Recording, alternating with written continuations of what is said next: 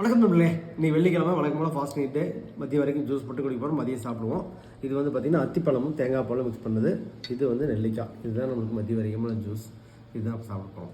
Okay, இப்போ வந்து பார்த்திங்கன்னா இப்போ நிறையா வந்து இந்த ஹார்ட் அட்டாக்ஸ், ஹார்ட் ஃபெயிலியர்ஸ் இதெல்லாம் வந்துட்டு இருக்குது. ஸோ இதுக்கு வந்து என்ன பார்த்திங்கன்னா நல்லாவே இருப்பாங்க அவங்க.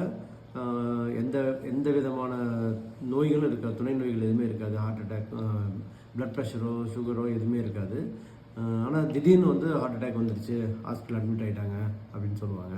ஸோ இது என்ன காரணம் அப்படின்னு பார்த்தீங்கன்னா, முக்கியமான காரணம் பார்த்தீங்கன்னா நம்மளுடைய உணவு பழக்க வழக்கம் தான் முக்கியமான காரணம். ஸோ அந்த உணவை வந்து சரி பண்ணுங்கள். அடுத்தது வந்து உடற்பயிற்சியின்மை.